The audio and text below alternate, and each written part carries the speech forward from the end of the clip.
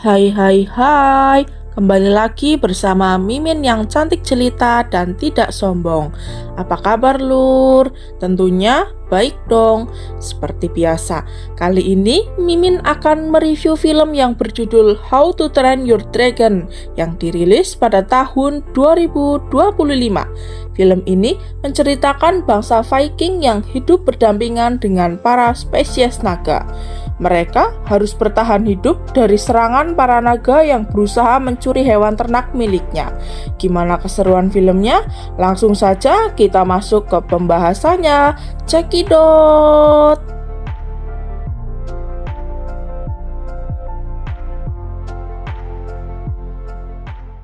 Film diawali di tengah samudra yang terdapat pulau terpencil yang bernama Berg. Pulau ini dihuni oleh suku Viking yang pemberani. Meskipun terlihat tenang dan damai, namun penghuni pulau ini harus menghadapi teror yang mengerikan di malam hari. Hampir setiap malam, sekawanan naga menyerang pulau ini, mencuri ternak-ternak milik warga. Kepala suku yang bernama Stoik dengan gagah berani memimpin warganya untuk melawan sekumpulan naga. Sedangkan para remaja bahu-membahu memadamkan api yang membakar rumah mereka.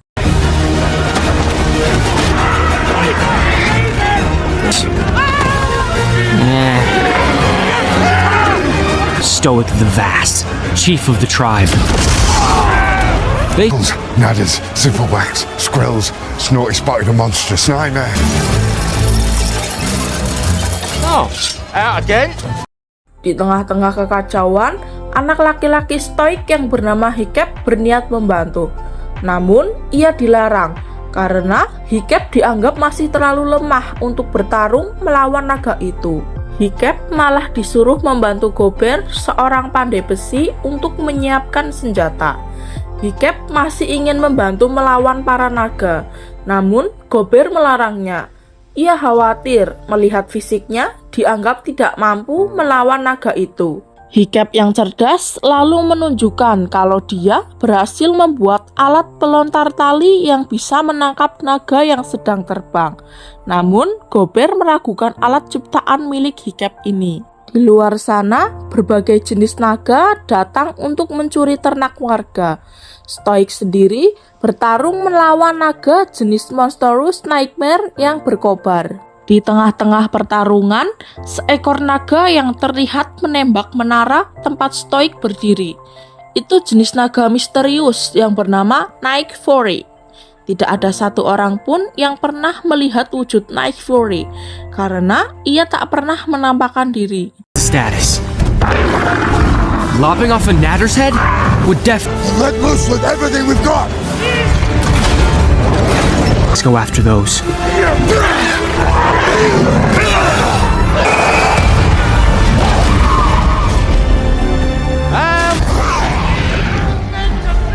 Stay put here.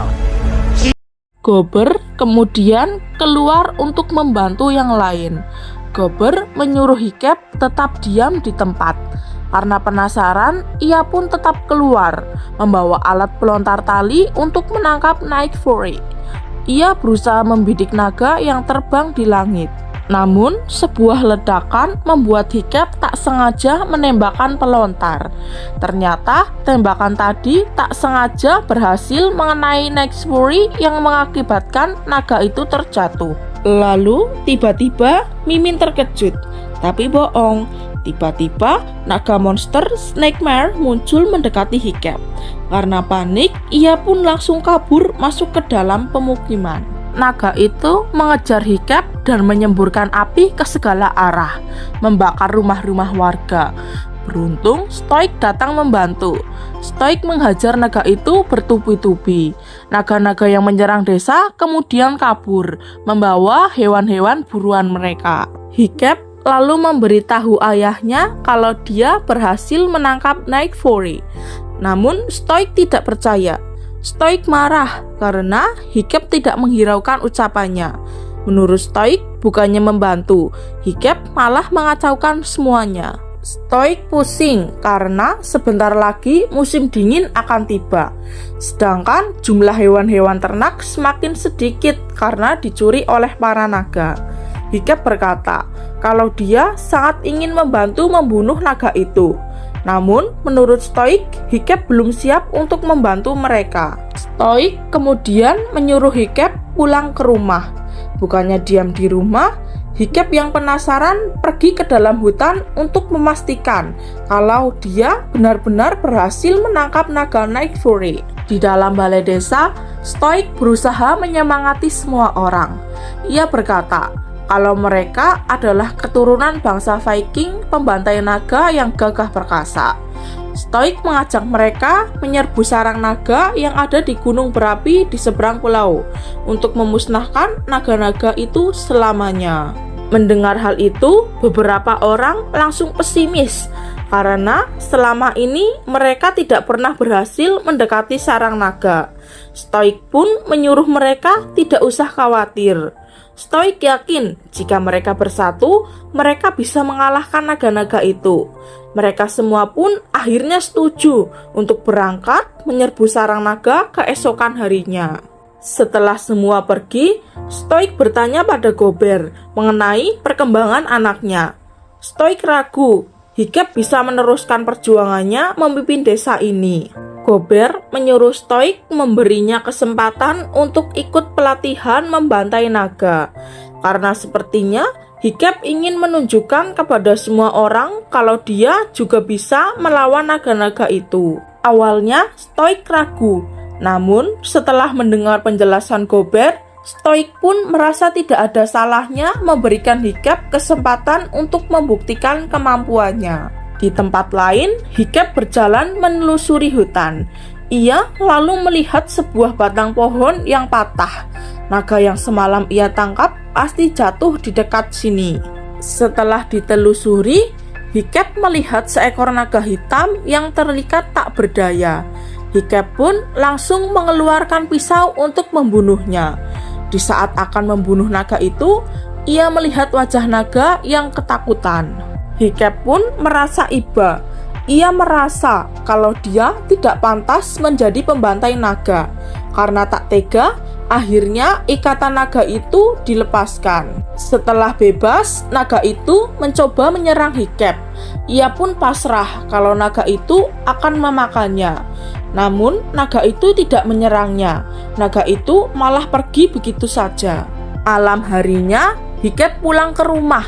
Lalu Stoik mengajak Hikep berbicara. Ia menyuruh Hikep untuk pelatihan membantai naga besok pagi. Hikep pun kebingungan. Sebenarnya Hikep ingin memberitahu ayahnya kalau dia memang tidak pantas menjadi pembantai naga. Namun Stoik memaksa. Stoik berkata kalau besok dia akan memimpin pasukan untuk menyerang sarang naga. Jika Stoik tewas dalam pertempuran ini, Stoik ingin Hikep bisa meneruskan perjuangannya menjadi pelindung desa ini. Keesokan harinya, para pemuda desa datang ke arena pelatihan membantai naga. Mereka adalah Astrid, Snowlot, si kembar Rafnat, dan Tafnat, serta si gendut Fislek. Di belakang, ternyata Hikep juga ikut dalam pelatihan ini. Gober lalu menjelaskan kalau semua pemuda yang lahir di desa ini harus mengikuti pelatihan membantai naga untuk membuktikan kalau mereka adalah Viking sejati. Pelatihan ini akan sangat melelahkan dan berbahaya. Peserta yang berhasil bertahan dengan nilai terbaik akan mendapatkan gelar Top Slayer yang nantinya akan diberi kehormatan membunuh naga untuk pertama kali dalam hidupnya, dan juga akan mendapat kemuliaan yang luar biasa. Dan biasanya Top Slayer kelak akan menjadi kepala suku yang berikutnya. Gober kemudian mengeluarkan satu ekor naga. Gober menyuruh para peserta pelatihan untuk menggiring naga itu kembali ke dalam kandang. Gober menyuruh mereka untuk menahan semburan naga menggunakan perisai. Satu persatu peserta kewalahan menghadapi naga itu. Astrid lalu memancing naga itu, namun naga itu malah mengincar Hikep. Beruntung Gober datang menolongnya. Gober langsung menggiring naga itu kembali masuk ke dalam kandang. Gober pun menyuruh Hiccup untuk fokus karena jika tidak, naga pasti akan membunuhnya. Setelah latihan selesai, Hiccup pun bingung. Tadi Gober berkata kalau naga pasti akan membunuhnya. Namun, kenapa kemarin Night Fury tidak membunuhnya? Hiccup yang penasaran lalu mendekati jurang untuk memeriksa keadaan Night Fury dari jauh. Hiccup melihat naga itu masih hidup di sana. Ia terlihat kesulitan untuk terbang keluar. Hiccup lalu menggambar bentuk tubuh naga Night Fury. Akhirnya sadar kalau sirip ekor Night Fury terpotong. Itulah penyebab kenapa Night Fury kesulitan untuk terbang, karena ada bagian sirip ekornya yang terpotong. Lalu Hiccup melihat Night Fury mencoba menangkap ikan. Naga itu pasti kelaparan. Malam harinya, Gober menyuruh para peserta untuk mempelajari buku kitab naga yang berisi semua informasi mengenai para naga. Namun, para peserta itu menolak untuk membaca buku kitab naga. Mereka lebih suka praktik daripada teori, kecuali Hiccup. Setelah semua orang pergi, Hiccup membaca buku kitab naga seorang diri. Di dalam buku itu terdapat berbagai macam informasi jenis-jenis spesies naga yang sudah diketahui. Namun, tidak ada satupun informasi mengenai naga jenis Night Fury. Ternyata, Hiccup adalah orang yang pertama yang pernah berhadapan langsung dengan Night Fury. Di tempat lain, Stoik memimpin pasukan, berlayar mendekati gunung berapi yang dikelilingi kabut tebal. Karena tidak bisa melihat dengan jelas, Stoik dan pasukannya terjebak di antara batu karang, dan sekelompok naga kemudian datang menyerang mereka. Keesokan harinya, Hiccup kembali mengikuti pelatihan membantai naga bersama yang lainnya. Astrid berhasil mengocek naga yang mengejarnya. Astrid kemudian menghantam naga itu sendirian, yang membuat naga itu ketakutan dan akhirnya masuk ke dalam kandang. Astrid pun kesal karena dia merasa hanya diri sendiri yang serius dalam pelatihan ini. Astrid mengingatkan kalau kelak mereka akan menggantikan para orang tua untuk melindungi desa ini dari serangan naga. Setelah mengikuti pelatihan, Hiccup pergi ke jurang membawa ikan untuk diberikan kepada naga Night Fury. Hiccup lalu melempar senjata dan perisai miliknya agar naga itu tidak takut. Setelah memakan ikan, Toothless mengeluarkan potongan ikan dari dalam mulutnya. Toothless seperti menyuruh Hiccup memakan potongan kepala ikan itu. Meskipun jijik, Hiccup tetap memakan potongan ikan itu. Melihat hal ini, Toothless pun langsung tertawa. Hahaha.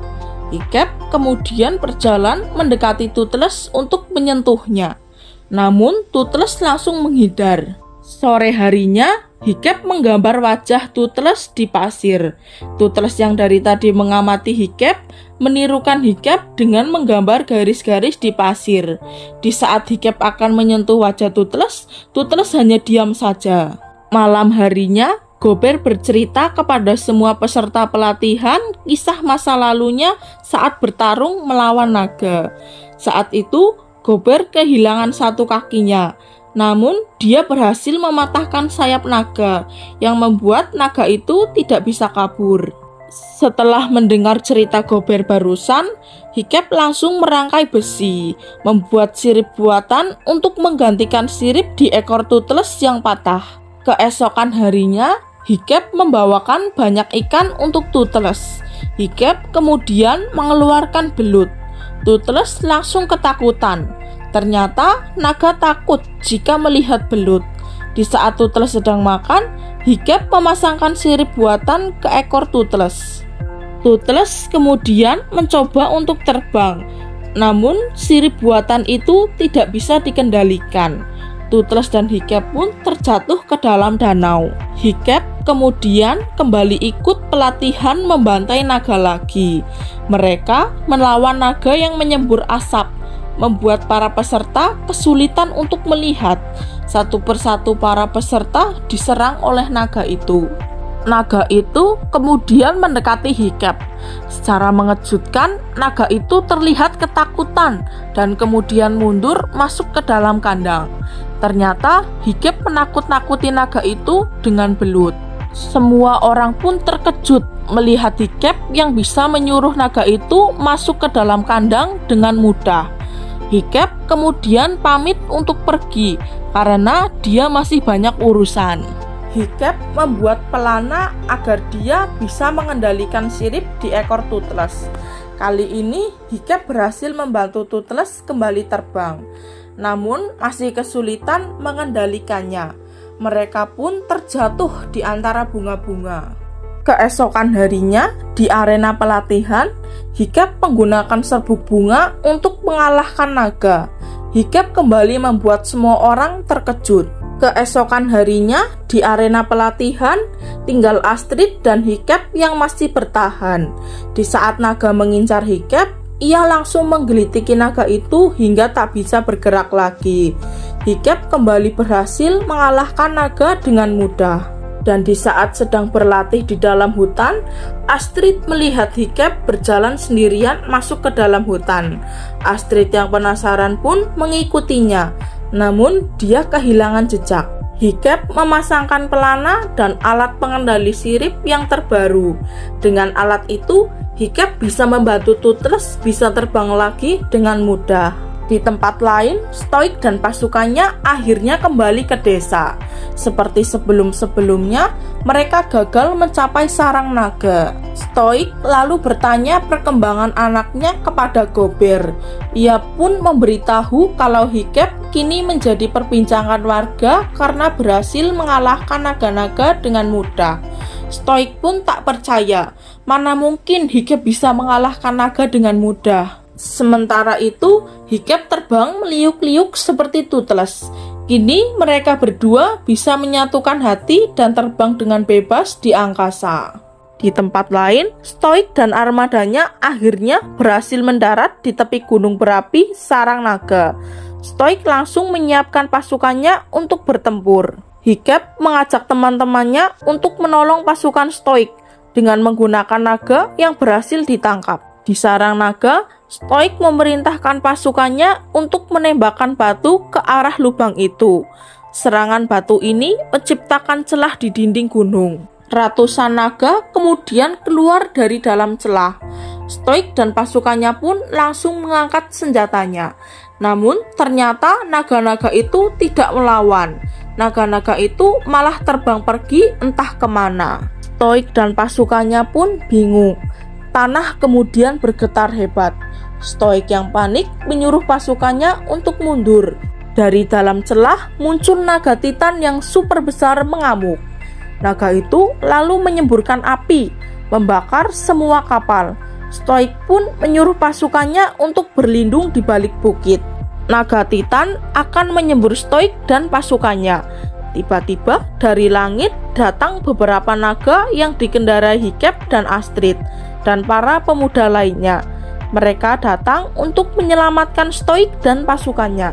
Si kembar lalu berusaha mengalihkan perhatian naga titan.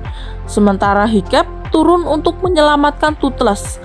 Namun Hiccup kesulitan melepaskan borgol. Stoik kemudian melompat masuk ke dalam air menyelamatkan Hiccup. Stoik lalu kembali menyelam untuk melepaskan ikatan Toothless. Toothless pun akhirnya berhasil dibebaskan. Hiccup langsung naik ke atas Toothless. Stoik kemudian meminta maaf karena selama ini dia salah paham. Stoik hanya ingin melindungi Hiccup. Hiccup pun berkata, kalau seorang gantian saatnya dia menolong ayahnya. Stoik bangga melihat anaknya yang ternyata sangat pemberani. Di atas, Astrid mengalihkan perhatian naga titan. Snotlord kemudian melompat dan diselamatkan oleh si kembar. Naga titan lalu menggigit ekor naga milik Astrid. Astrid langsung melompat menebas gigi naga titan untuk menyelamatkan naganya. Di saat naga titan akan menyemburkan api, Hiccup langsung menyelamatkan Astrid. Hiccup dan Toothless lalu menyerang naga titan, membuat naga titan itu semakin marah. Hiccup kemudian memancing naga titan itu untuk terbang mengejarnya. Di atas, sambil bersembunyi di balik awan, Toothless menyemburkan api, melubangi sayap naga titan, yang membuat naga titan semakin marah. Di saat naga titan akan menyemburkan api, Toothless langsung menembak mulut naga titan dan meledakkan perutnya. Naga titan pun akhirnya jatuh menghantam gunung berapi. Namun, ekor naga titan itu mengenai Toothless, membuat Hiccup terjatuh ke dalam kobaran api. Setelah situasi kembali tenang, Stoik melihat Toothless yang memeluk Hiccup. Beruntung ia masih hidup, dia hanya pingsan saja. Semua pun bersorak melihat keberanian Hiccup mengalahkan naga titan. Singkat cerita, beberapa hari kemudian, Hiccup kembali siuman. Hiccup melihat kalau kaki kirinya putus dan diganti kaki palsu. Toothless pun membantu Hiccup untuk bisa berjalan keluar rumah. Hiccup terkejut melihat suasana telah berubah. Kini semua orang hidup berdampingan dengan para naga. Stoik lalu mendekati Hiccup. Stoik berkata, berkat Hiccup, kini mereka bisa menjinakkan naga. Gober kemudian datang memberikan sirip buatan untuk Toothless yang sudah diperbaiki. Hiccup pun langsung mengajak Toothless untuk kembali terbang. Dari awalnya bangsa pembantai naga, kini mereka berubah menjadi bangsa penunggang naga. Dan film pun berakhir. Oke lur, itulah alur cerita dari film How to Train Your Dragon. Kesimpulan yang dapat kita ambil adalah tidak semua naga itu jahat. Ada juga yang baik tentunya. WKWKWK. Oke, Mimin pamit ya. Sampai jumpa di review film selanjutnya. Dan jangan lupa like, comment, dan subscribe. See you, bye-bye.